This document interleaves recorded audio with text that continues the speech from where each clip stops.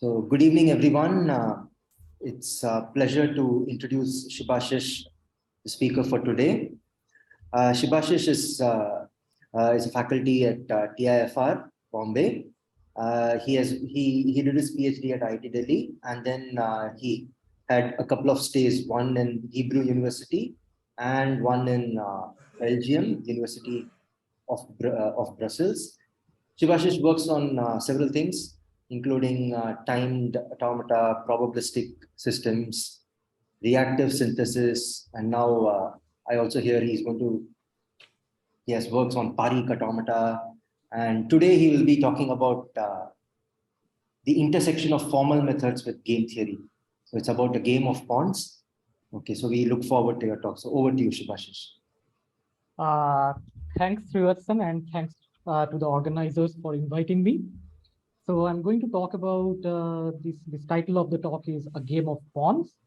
And this is a joint work with Guy Avni, who is in University of Haifa, and Pranav Ghorpade, who is an undergrad student at CMI. And this is primarily in the area of reactive synthesis. So during the talk, anytime if you have questions, please feel free to stop me, and I'll be happy to answer your questions. Okay, so what are reactive systems? So essentially, reactive systems are systems which they are continuously interacting with the environment in which they operate. So essentially, from the environment, they get an input, let's say I, and gives out an output to the environment, which is say O. And this interaction goes on ad infinitum, and it gives rise to this kind of a non-terminating interaction. So essentially, you can consider that the environment and the system, they are in states E0 and S0 respectively. And then you have the input I0, give out the output O0, and the system state changes to S1, the environment state changes to S1, and again, the environment sends an input to the system gives out an output, and this goes on forever. There is an infinite execution or an infinite computation. So this is what reactive systems are about. And we find these reactive systems pretty much everywhere around ourselves. Like there are these embedded devices. There can be the chip, for example, an operating system which is running. There can be the satellites. So all these are examples of reactive systems. Now, coming to verification. So since this seminar is all about verification and also about synthesis, so let me say a few words about what verification is, what synthesis is, and so on. So when we talk about verification, the first thing that comes to our mind is model checking, which is essentially an algorithmic analysis of a model with respect to a given property. So essentially, given a system model and a property specification, often the specification would be given in terms of a logical formula, let's say linear temporal logic. And a model checker is a tool which will have implement these algorithms to essentially check whether the model of the system satisfies the property or not. And if the system satisfies the property, the model checker says, yes, it indeed does.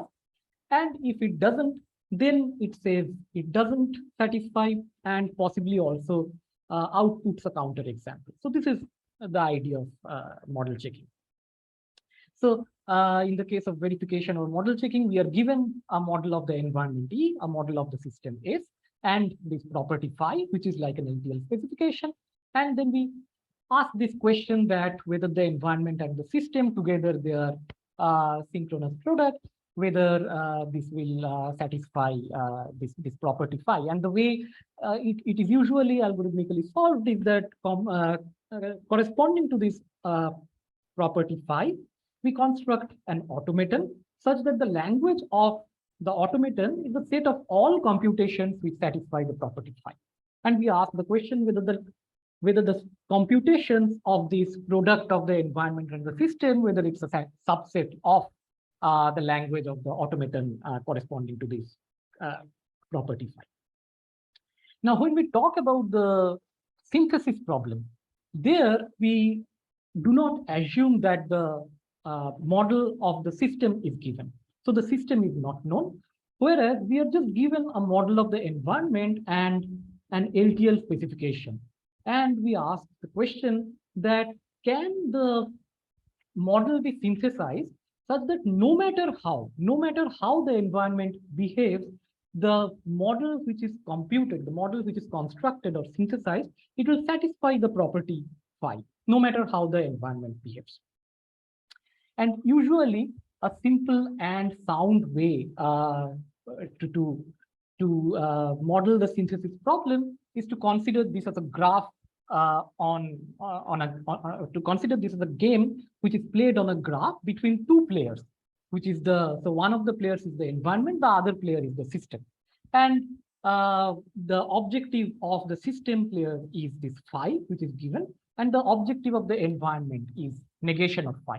So we are a bit conservative here in terms of the environment. We consider if we do not have a good idea, good knowledge of the environment, we would assume it to be adversarial, and it becomes a two-player game. And the synthesis of the system, it reduces to finding a strategy for the system player so as to satisfy the objective. So existence of a winning strategy becomes equivalent to the existence of or finding the correct system which will satisfy this property. So this is broadly the synthesis problem that we are going to kind of look at, some specific kind of synthesis problems. Now, just to give you an example, so let's consider this two-player reachability game.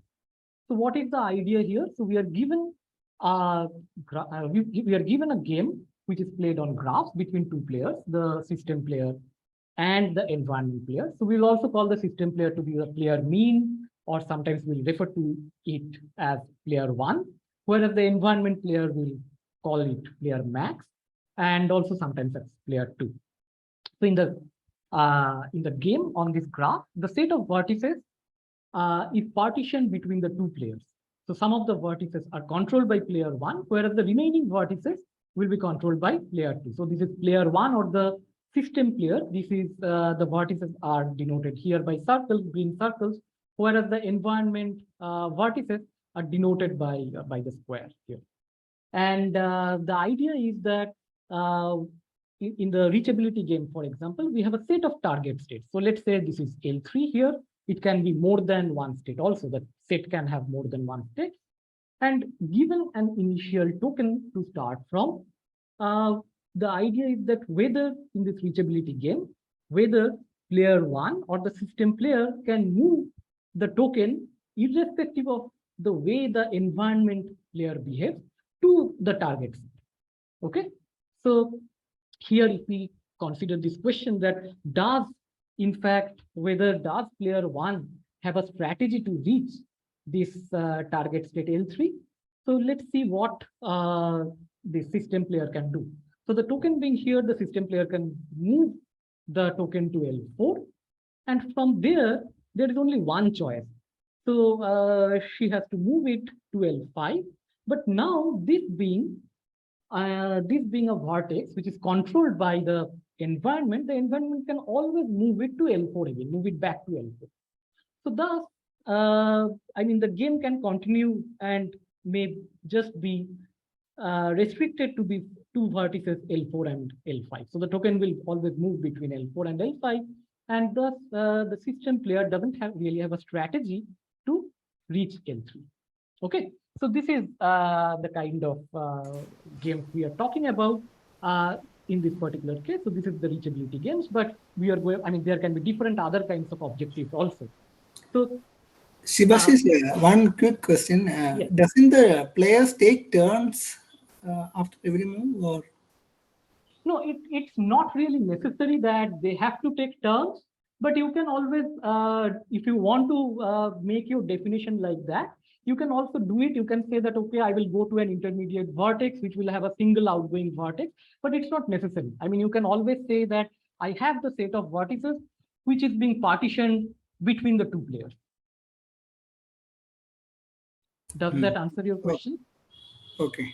So we can model it as either way, like even this other one we can model. Yeah. I mean, you can model it in either way. Okay. So now, how does one? So I'll talk a bit about this. Why how is the reachability games are solved? Like for example, so when I say solving a reachability game, it essentially means to decide whether the system player has a strategy to reach the target set. Okay, irrespective of the strategy or irrespective of the behavior of the environment, whether the system player has a strategy which will ensure that she can reach the target set. Okay, so the way to compute this is by this operator called the controlled predecessor operator. So essentially the way it works, so you were given this target set T, and then you look for vertices. So these are vertices which are the circles, if you recall. These are vertices which are controlled by player one or the system, and the square vertices are the ones which are controlled by player two or the environment. Now, as long as there exists one edge from the circle, from a circle vertex, that is the one which is controlled by the system player, she can move the token to T. This is fine. So from this vertex, she can reach the target set T. And for the square vertices, which are controlled by player two, all the successor vertices should reach T. Then you can say that from this vertex, also you will be certainly able to reach T. So now the idea is to compute something called an attractor using this controlled predecessor operator. So you have the T. If you have such vertices, like this some circle vertex for which there exists some successor which is in T, or a square vertex for which all successors are in T, then you will include them in your set of attractors, like inductively you will compute your attractor set in like this. So you will, for example, you will say that your target set has kind of increased and will also include these vertices. And then you inductively compute this until a fixed point is reached. Okay, until the set no longer increases. And this is, so we are talking about finite frame graph. So this procedure is going to terminate at some point. Okay, so this is about the standard reachability games. And now I'm going to define this notion of pawn games. But before that, if there are questions, maybe I can take if there are any questions on these definitions so far we looked at. Okay, so if not, then I'll proceed with the definition of the pawn games. So again, so the idea here is that this pawn games, it's sort of a new kind of games for this reactive synthesis. So we are not just, so in this talk, I'm going to talk about particularly about reachability objectives, but as we'll see that this can be extended to different other kind of objectives, which I'll possibly discuss a little bit at the end. So, okay. So again, the idea of the pawn games here is that there are two players and there are a finite set P of pawns, and each pawn owns some vertices. So I'm going to show some example and it will be clearer when we go through the example. And then the next thing is that the pawns are partitioned among the players. Okay, so we have the vertices, but the players are not directly owning the vertices, so to say, but it's the pawns which are owning the vertices, and the pawns are partitioned among the players, and the pawns can dynamically move, change hands, modeling dynamic resource allocation in some sense. Dynamically, the resources can move from one player to another player. Okay, so this is the idea. And so the pawns, they do not have their own objectives. So that's why we say that these are pawns. They do not have their own objectives, but they just control the resources. And the players are going to control the pawns. Okay, so pawns own the vertices, players are going to control the pawns, but the pawns can change hands. So a pawn at some point of time is with player one, whereas later it can be controlled by player two. So this is the overall idea, and I'm going to show an example. Okay. So I'll call this a particular kind of pawn game, which I call it an always grabbing pawn game. So this is the mechanism. So always grabbing is like a mechanism which sort of defines how the pawn is going to move from one player to another. Okay, so we are going to talk about a few mechanisms. So let's say we start with this always grabbing pawn games. So the idea is that there are two players, as I said, player one and player two.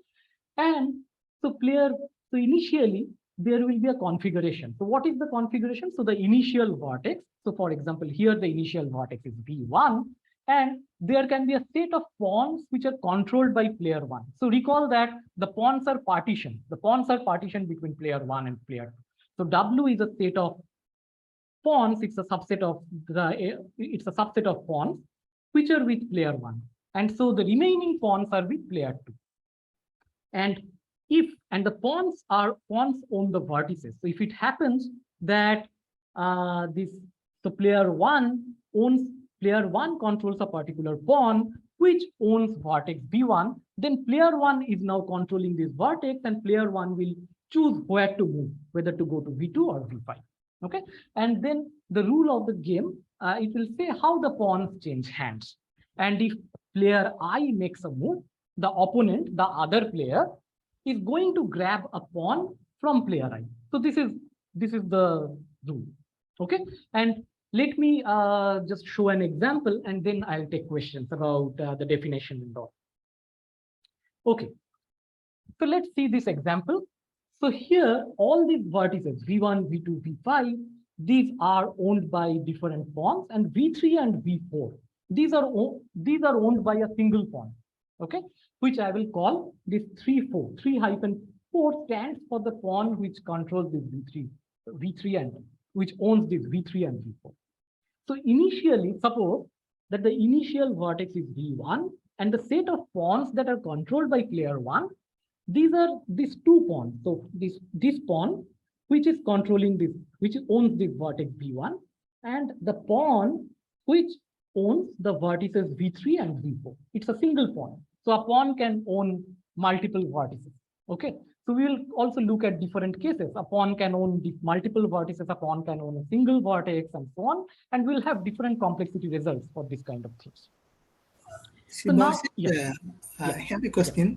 Please. Isn't this the game tree, game graph, or is it like a graph of the maybe like a chessboard or something? Well, it is like, for example, the reachability game. So you have these different vertices, but now I'm saying that the vertices are not exactly partitioned. So it is like the vertices are owned by the pawns, and the pawns are partitioned. Okay, and the pawns These can vertices, they occur along the game evolution, right?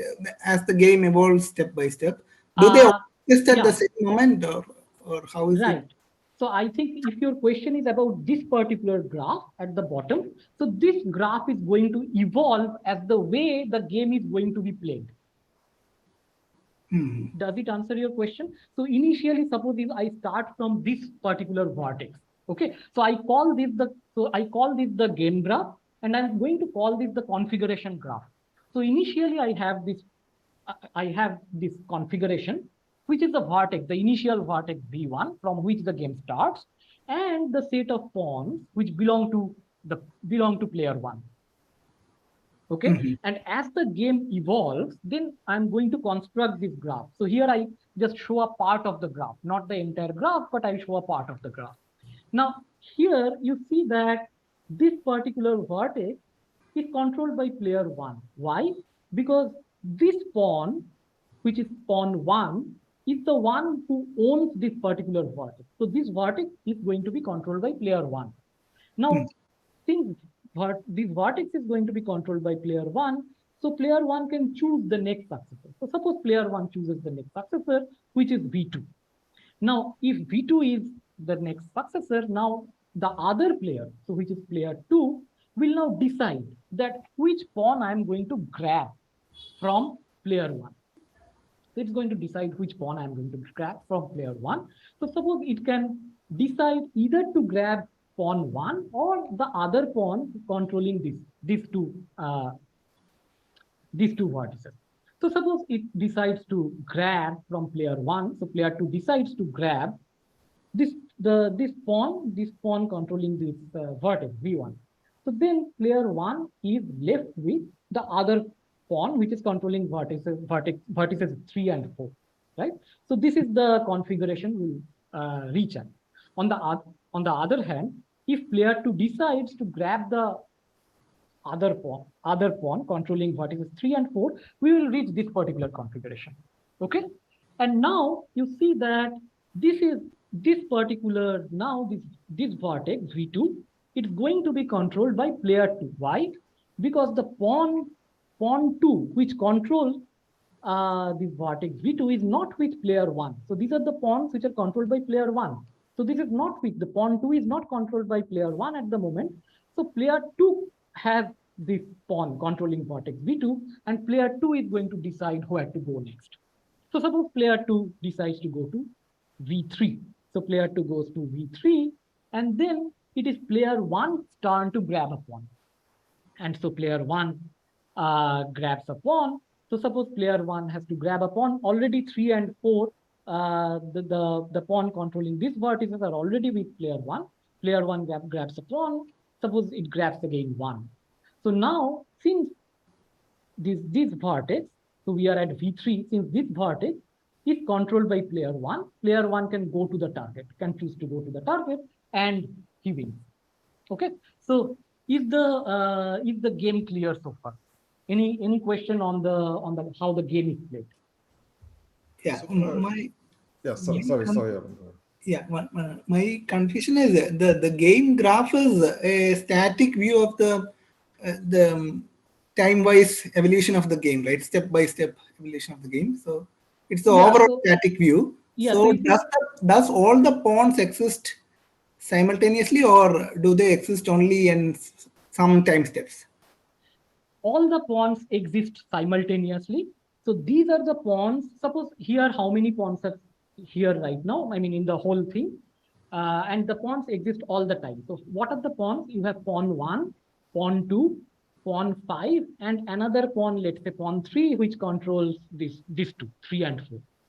Okay, so there are 4 pawns. Now, 2 of the pawns are with player 1, and the other 2 pawns are with player 2. So whatever is not mentioned, those are with player 2. Okay. Right. So if, for example, here you see that this vertex V2, which is controlled by pawn 2, this is not with player 1. So it is with player 2. Hence, player 2 is going to choose the outgoing edge. Player 2 is controlling at this moment. Okay. But it can happen that later at some point of time, player 1 can have this pawn, in which case player 1 will choose the outgoing edge.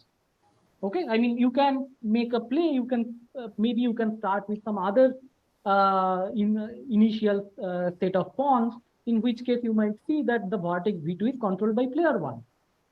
But the vertex 2 is a particular state during the gameplay, right? Yeah, maybe your confusion is that why did I make it like this? Because this is the initially how it is. I mean, it may change, like it may change to a circle later. So does that answer your question? I mean, what I mean is that initially this is controlled by player 2, but later it may be controlled by player 1. Does it answer your question? No, not. I am still confused. Like, is it a compact representation of the game tree itself? This graph, the first top graph. The first one, you can say so. You can say so that it's like it's a compact representation. If you look at all the possible configurations, then you will have all these different configurations. So now what I want to understand is how can we come back to one particular game state? Because in if it is a game tree, usually you never visit the same node again. Like you go on to its children nodes in the next time step. Well, I mean, you can still have a finite here. You are going to have a finite graph in this, in the sense that I'm not saying that, like, so what is my configuration here? I'm not drawing exactly the whole, I'm not exactly drawing the configuration tree in the sense that you are talking about here. So what I'm drawing here is the set of configuration. And what is a configuration here? A configuration is a vertex and a subset of pawns. So if it happens that after some round, again you come back to the, again you see this particular sort of a configuration, which has the vertex and the subset of pawns that are being owned by player 1, you will come back to this. So it's like a configuration graph rather than the whole, rather than the infinite game tree. That has Okay, been. I'll take this offline. Like I am still a bit hazy in that area, but Okay. I'll take it offline. Okay. So, I So mean, Shivashish, yeah. maybe, Alvin, maybe maybe Shivashish can correct me, but the game is essentially, I mean, you are going to play it on this configuration graph, right? I mean, that is now that is the game graph. Yeah. So yeah, I mean, so essentially you can say that this pawn games is a succinct representation of the configuration graph. So as you can say that this configuration graph, the whole graph is like exponentially larger. Right. Okay. So yeah, I mean, you were right. Like, so I can construct from this a standard, like a traditional reachability game, which is exponentially larger than the input game graph. Okay. Yeah. Right. Okay. Thanks. So, so as I say, the configuration is of the form V comma W, where V is a vertex and W is a subset of the set of pawns, and the size of the configuration graph is exponential in the size of the input, which is the input graph. And so now, So yeah, implicitly, W is what is owned by player one, is one, it? yeah, Okay. W is what is owned by player one. So now if we have this configuration graph, and then it essentially, like as Deepak observed, so essentially then we can solve the reachability game on this configuration graph. It's a graph which is exponential in the size of the original input game, and we get an X time algorithm. Okay, so this gives us an X time algorithm because the traditional reachability games can be solved in polynomial time. Here we are getting an exponential sized graph, which gives us a simple X time algorithm. Okay, so this is this. So what was Yeah. the objective, Shivashish, in the original game? What was you had to reach some vertex, is it? Yeah, it's so we are so far we are talking about only reachability objective in the setting of this pawn game, which you can think of as this a succinct game graph. Okay. Yeah. So now there is a simple observation I would like to make, which is that which is about non-monotonicity. So what does it essentially mean? It means that somehow it may appear to us that, oh, if you have more pawns, it's always better. It's better to have more pawns. But this is not necessarily the case. So for example, here, let's say the target is this T, and this is some state S from which you can never reach the target set T. So pawn, and these are like V1, V2, V3. These are owned by pawn 1, pawn 2, and pawn 3. And let's say what we are going to show is that suppose there is player 1 has a smaller set of pawns to start with. So player 1 only controls initially this vertex V1. And from here, so player 1 is going to make the move because player 1 has this pawn. So he controls this particular vertex, makes a move to V2. But now player 2 is going to grab. And so now player 1 doesn't have any pawn because player 2 has to grab a pawn. Grabs a pawn, then player 1 is not left with any pawn. And then, so this particular vertex is controlled by player 2, and player 2 makes a move. And now player 1 can now grab the pawn which owns this vertex and can move to this target. Okay, so recall that player 1 started with a smaller set of pawns. I mean, just one pawn, which is 1, controlling this vertex.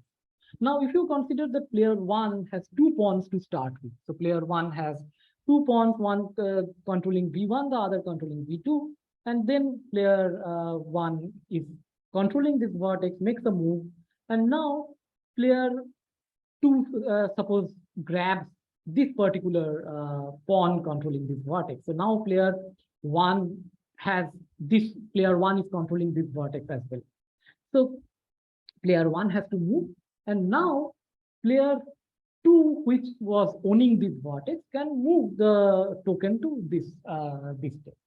So what it says is that here player 1 started with a smaller set of pawns. Here player 1 has more pawns, but having more pawns is not necessarily beneficial. So you may lose even with having more pawns. So it's like as if like these are resources, but having more resources doesn't necessarily satisfy your objective. Okay. Sorry, so, Yeah. so can you go back to that, Shibashis? So, Yeah, sure. Sorry. Yes. so T is what? T is the target. T is the, so we are talking about reachability. Okay, It's so the target. player 0 wins, this player 1 and player 2. Yeah, so I'm 2. talking Okay, sorry. about So player player 1. 1 wins if you get the game to T. Yes, player 1 wins if you can get the game to T, and player 2 would win if player 1 cannot get the game to T. Okay, Okay, so so you're S saying does if- not belong to the target set. So B3.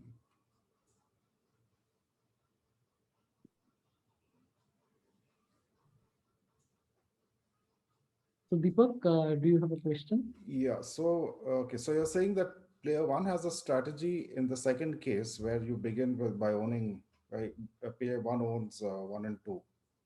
Yeah, Then player the player 2 has a strategy to reach S, is it? yes, and player 1 cannot win. So if you start with 1 and 2, then player 1 is going to lose and player 2 cannot win.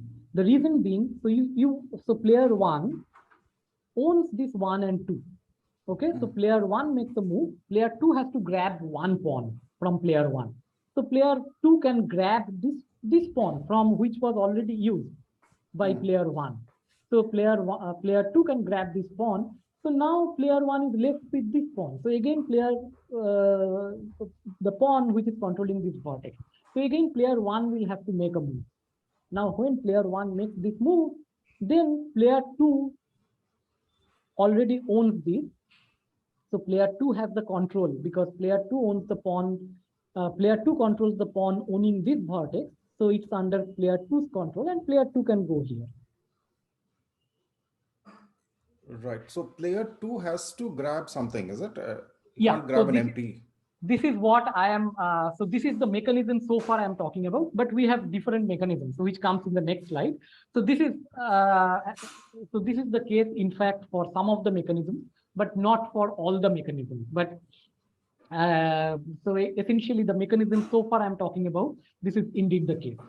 So player 2 has to grab something. So it's not just player 2, but if player I makes a move, then the other player has to grab something. So this is the mechanism I'm talking about. Right. Okay. So If that's player why 1 makes a move, player 2 has to grab something from player 1. If player 2 makes a move, then player 1 has to grab something, grab a pawn from player 1. Okay. Yeah.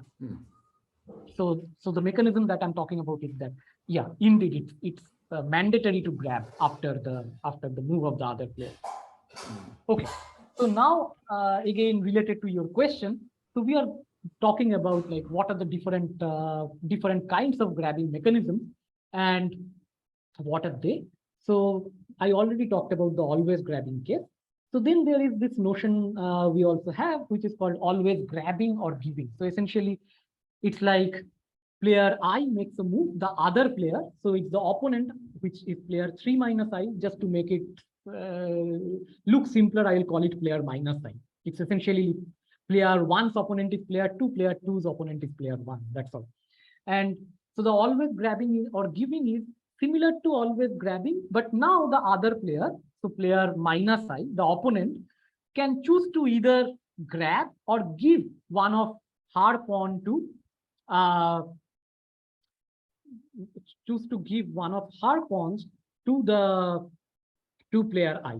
Okay, so this is the always grabbing or giving. The optional grabbing is what Deepak was saying, that whether it's necessary to or mandatory to grab a pawn, it's not the case.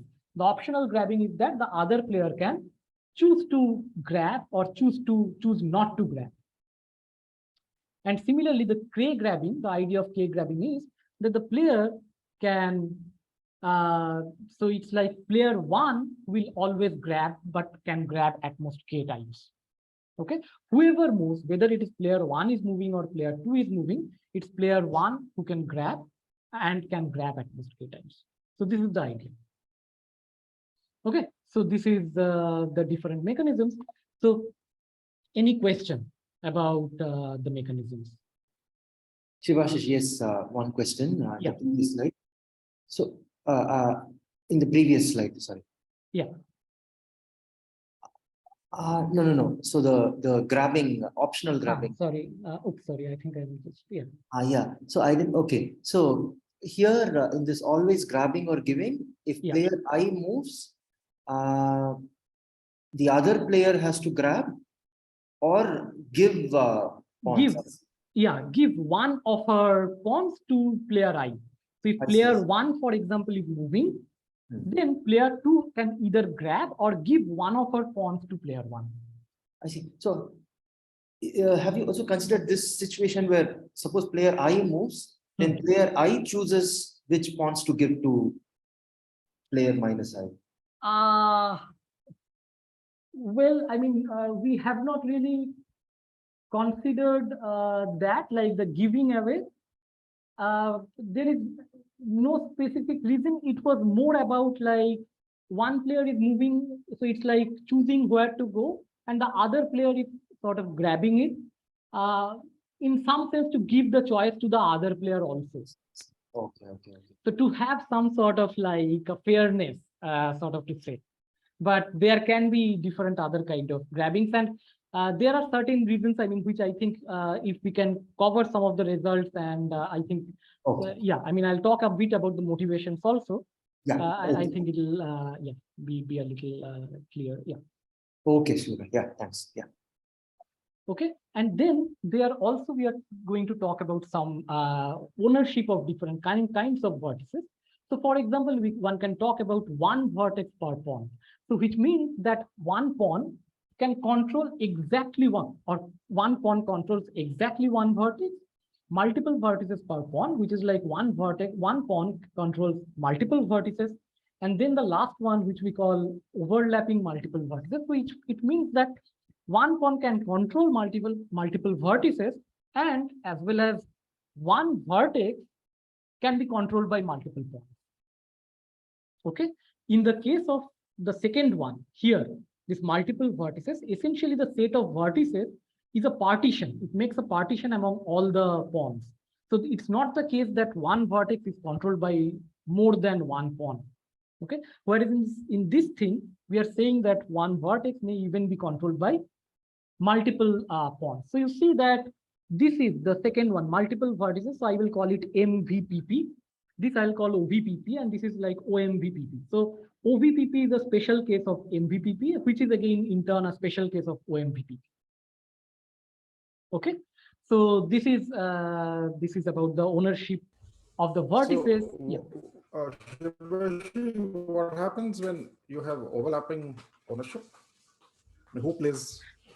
Yeah, okay, good question. So it's like we give player 1 a priority. Okay. Yeah, thanks for the question. Yeah, I mean, again, it's a rule, sort of like it's a thumb rule. I mean, you can also decide to go for player 2, but we have to break the sort of like we have to go for one player if it's the case that the ownership of a vertex is there is some pawn which is with player 1, some pawn which is with player 2, and both of them are owning a particular vertex, then we give a priority to player 1. Yeah, thanks for the question. Yeah. Okay, so now the problem that we are trying to solve here, or that we're addressing here, is that suppose you have such kind of pawn distribution, which may be either OVPP, MVPP, or OMVPP. Again, recall that one vertex per pawn, multiple vertices per pawn. So a pawn can have multiple control, pawn can own multiple vertices. OMVPP is overlapping multiple vertices, so which means that one vertex can be controlled by multiple vertices. And then we have these grabbing mechanisms, which can be always grabbing, or giving, optional grabbing, or K grabbing, all these different mechanisms. So when if I can cover when I'm going to cover some of the results, I'll recall again the definitions. So the idea is that given such an input pawn game, alpha beta pawn game, with a set of target states, which is T, and an initial configuration C. So again, what is a configuration? It's an initial vertex and a set of pawns. It's a partition. Essentially, it's the set of pawns you can think of that which are controlled by player 1, and the remaining set which is being controlled by player 2. So, and we would like to decide if player 1 has a strategy to reach this target set T from this configuration. Okay, so this is the definition. I'm sorry, I think I wrote a wrong heading for the slide. So this is the problem definition. And well, so what are the applications of this? So one thing in general is like it's a dynamic resource contention we are modeling. So there are these two players, and then there are these resources which are controlled by some agents which do not have their own goal. So suppose there are these players, and then whoever gives them some kind of like some sort of at some point of time, whoever can own or control these agents, they will go to that player and can switch sides over the time. Okay, and the players, they have their objectives. The players, actually, one of the players here, it has an objective. But again, like I'm talking about zero-sum games, but one can think about it just the beginning of this, I would say, this class of games, and one can think about multiple objectives, can talk about non-zero-sum games and things like that. And then there is this notion of shield synthesis. So the idea is that there is some agent, which is, let's say, you can consider this agent to be trained by, let's say, using some reinforcement learning.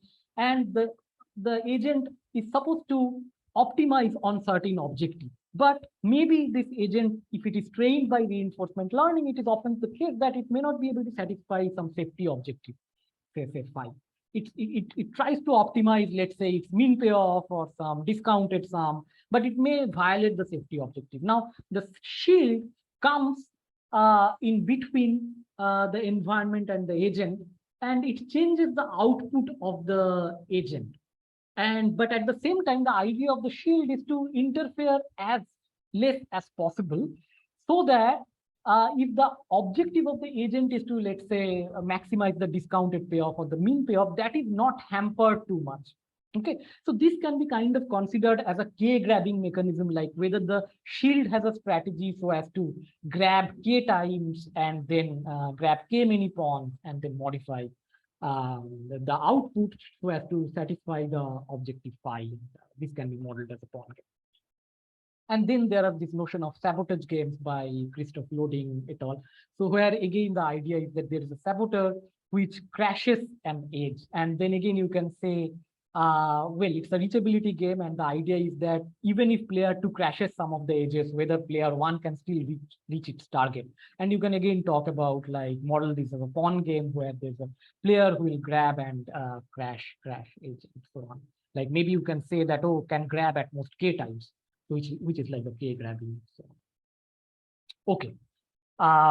So I'll just start with the K grabbing mechanism. So if I consider the MVPP, so multiple vertices per pawn, so then we can show that this is NP hard.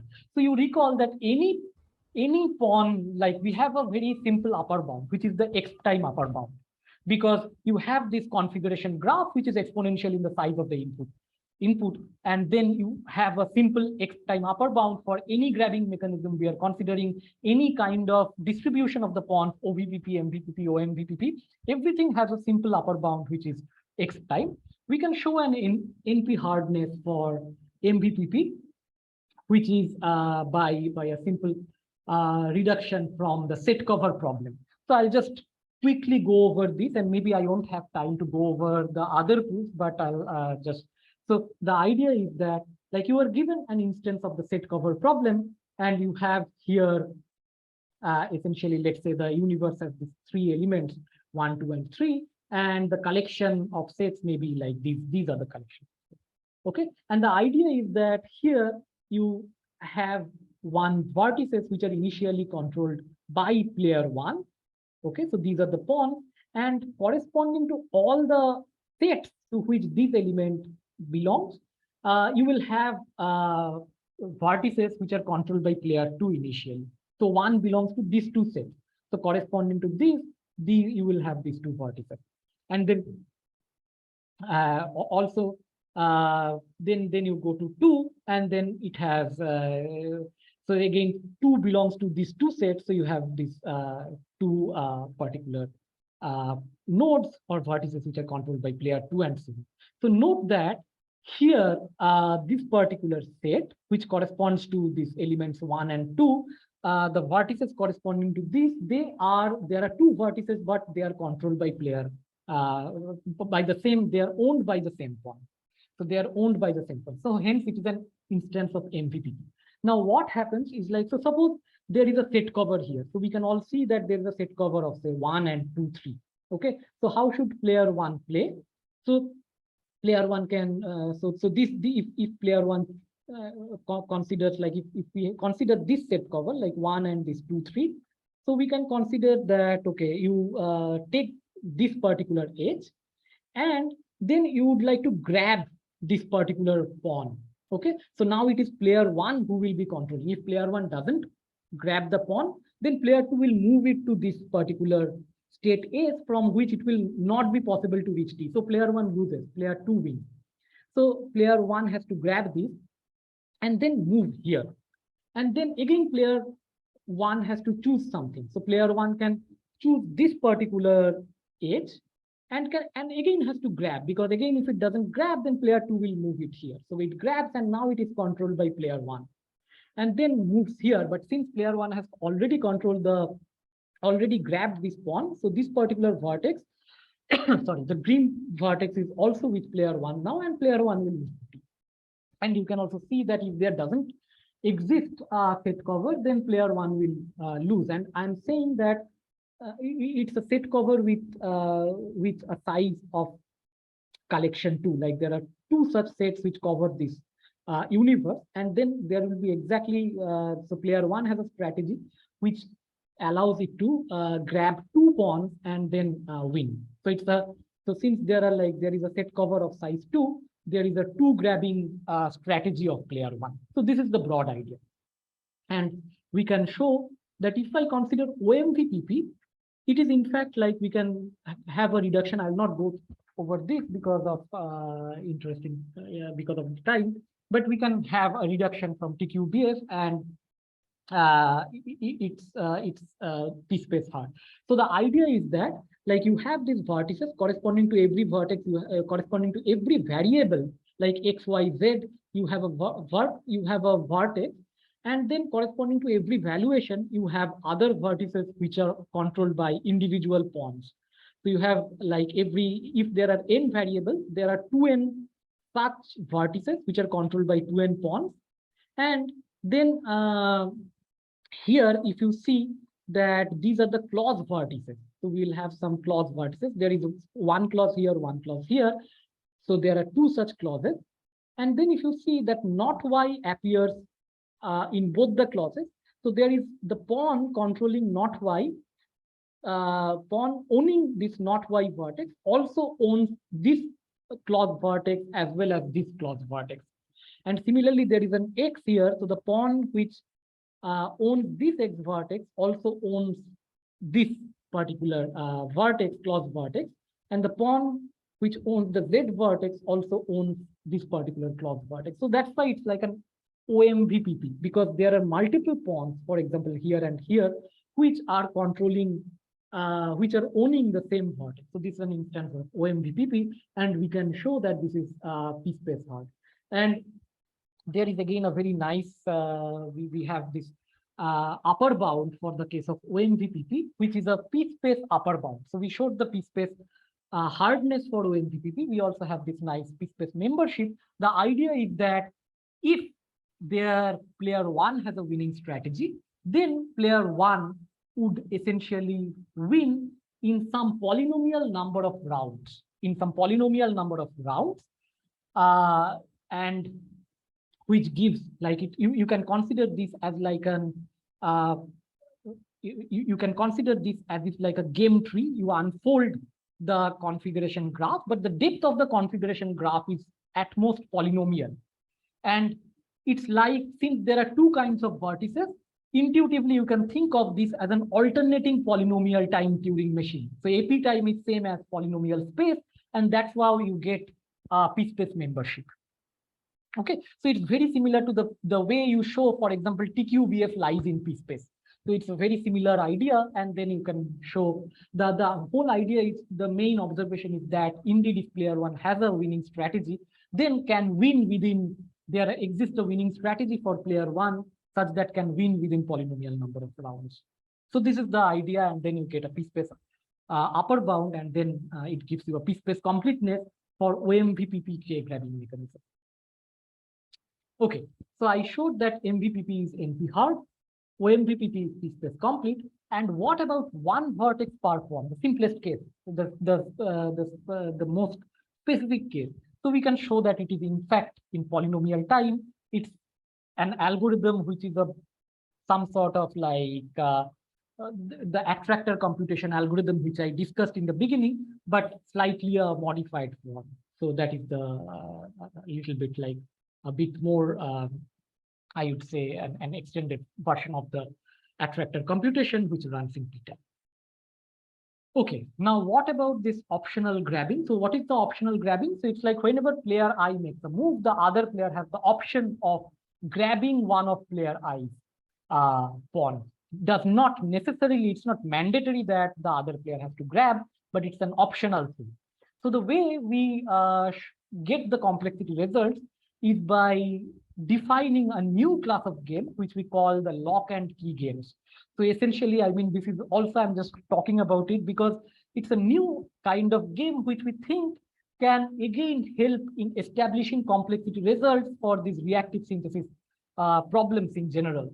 So the idea of the lock and key games is that you have like this some n locks, and corresponding to this every lock there is a key, and we get the complexity of this optional grabbing game by using this lock and key game. So the whole idea is that every edge has some number of maybe locks and some number of keys, and the locks may be either in open state or a key state, or a closed state. And whenever you go through the lock, whenever you go through a particular key, if you go through a key, then the corresponding lock will change its state. So suppose there is a key here, and suppose the corresponding lock is this one. If you move along this particular edge, then the state of this lock, the corresponding lock, will change from open to closed, and similarly from if it was closed earlier, then moving along this key will change it from closed to open, change the state from closed to open. Okay, and what we show is that indeed, if we consider reachability objective for this lock and key game, then again you have similarly you have an exponential size configuration graph, and we can show that this has x time. This is x time complete, and again by doing a reduction from alternating p-space Turing machine. So this is the idea of the lock and key game, which we use in order to get the complexity results for this MVPP optional grabbing. Okay, so the idea is that for every key and every lock, we construct a gadget, and we show that that the MVPP optional grabbing is essentially x time hard.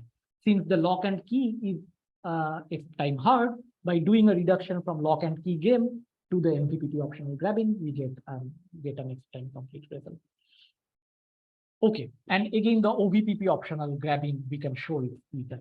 And if MVPP is x time complete, it also gives us that OMVPP is also, because it's a more general case, and since we already have an upper bound for every game and x time membership, the OMVPP is also x time complete. So this is the whole idea, and we can show again, I mean, I'll not go through this, but we can show that for always grabbing game also we have an x time completeness result. The reduction is slightly more technical. But the idea is that you have the optional grabbing where the player, one of the players, like if player I is making a move, the other player may not choose to grab. The idea of optional always grabbing is that you have to, you are the other player, it's mandatory for the other player to grab. So the whole idea is that you add a few more pawns which are isolated pawns, but it's not as simple as it sounds. The whole idea is that throughout the game, one needs to make sure that there are enough number of such isolated pawns that the other player can always grab whenever there is a need. So this is the whole idea, and we get an x time completeness result. Surprisingly, for the always grabbing or giving, we can show that the MVPP is in p time. The idea again here is that whenever the token reaches a particular vertex, suppose player I moves the token from some vertex V to V prime, And then whether V prime is going to be controlled by the other player, player minus I, it essentially depends on entirely on itself. The thing is that if player minus I has the corresponding pawn, then she can keep it and control this vertex where the token reaches. If she doesn't want to control and she has this pawn, then she can give it to player I. And now player I will have to control this.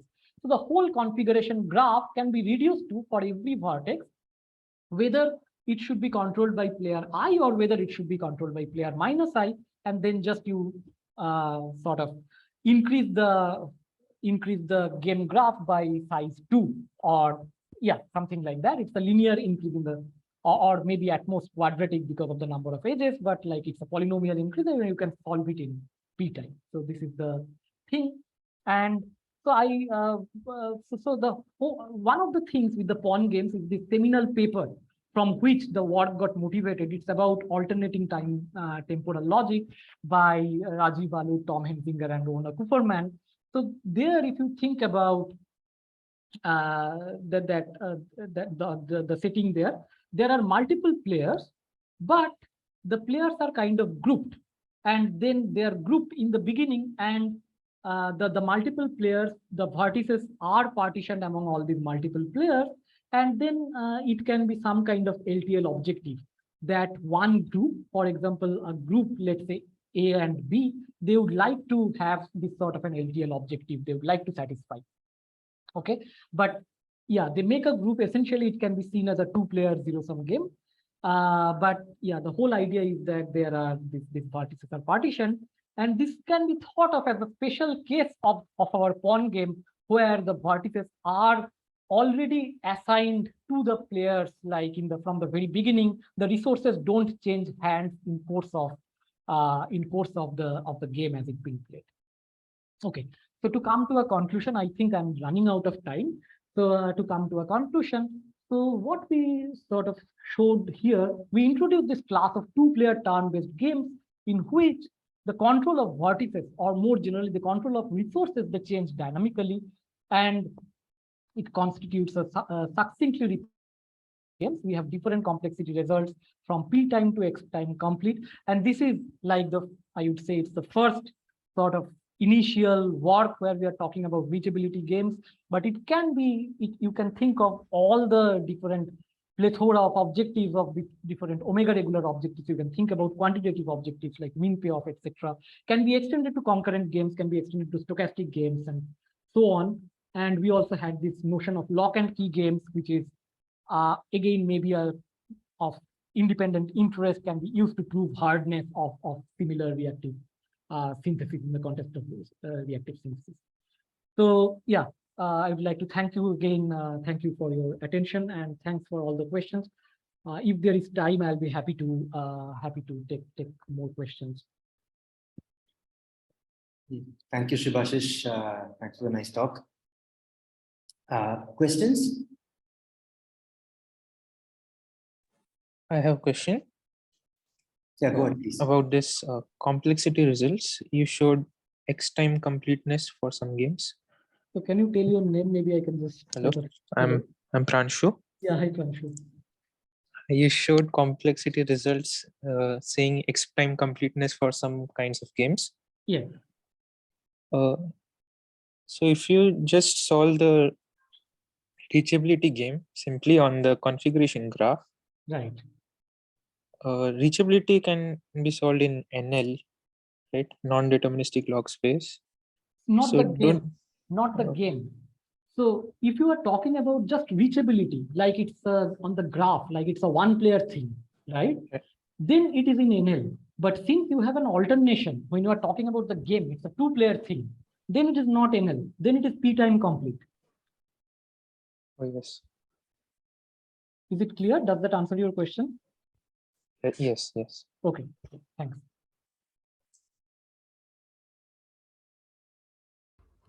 So, Shibashis, I had a question about the motivation for the games. I mean, yeah, this thing of one player making a move and the other one grabbing a resource. I mean, what is the motivation behind that? I mean, what are you trying to model there? Yeah, I mean, it's true that one can ask, like, there can be different kinds of mechanisms. So, for example, the K grabbing one, we say whoever is, so most of the time I was talking about like whoever makes a move, the other one is sort of, so we also have this model. So whoever making a move, the same player is also, sorry, it's like, suppose whoever is making the move, player one is always grabbing. And sometimes we also have that, so we have these different two kinds of things. Like either we can say in the K grabbing, player one always grabs. We can also consider the other kind of thing that player two or the opponent will grab. So the motivation, like when we are talking about the other player sort of grabs, so it's kind of to give some kind of fairness that, well, if this player is making a choice for the outgoing edge, and we give the other player to sort of decide for the next time. Like, okay, either you can grab, or you can choose not to grab, or you can even give to the player who moved. So it's some way to sort of balance and make one player not too powerful and just always decide. So to bring some kind of fairness is what I would suggest. But Right. then these problems of this shield synthesis and then the sabotage game I talked about, so they can be modeled as one of the mechanisms like I talked about, and so on. So it's like player, yeah, I mean, I can, so we are also, so when we are talking about the K grabbing, we always, so these results I was talking about, there I always only allow one player just to grab. We don't allow the other player to grab, particularly for the K grabbing mechanism. Mhm. But I mean, shield synthesis probably you could model as a normal game. I mean, why do you need this pawn game?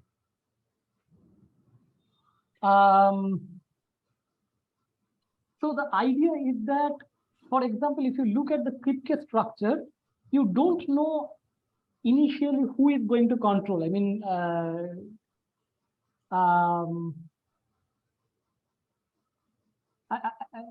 I mean, it may be the case that I might want to, for example, I have grabbed this, and then I would say that, well, it's not necessary that this will belong to one particular pawn all the time. And I may grab this particular resource at some point of time when I need to. And it's not necessary that I will have to grab this particular vertex in the Kripke structure whenever it reaches here. I may come back at a later point of time, and then I grab that particular vertex. Mm. So if you make it a normal game graph, then it's kind of a static thing. So whenever you reach, you know that, okay, this belongs to this particular player, and this is the idea. Yeah. Okay, maybe we should discuss this in more length sometime. Yeah, sure. Yeah, thanks. Any other questions? So I think Alvin had some questions. So I mean, I am ready to take it, and even if the others want to leave. So like, I have one quick question now, then maybe we'll do offline. So just about a technical question in your K grabbing P space upper bound. Yeah. It's a unary encoding for this, right? 1 second. So I think it is here. Correct. Yes. So this is, I mean, K is given to you in unary. Right. Right? The K is given to me. So it's the number of, yeah.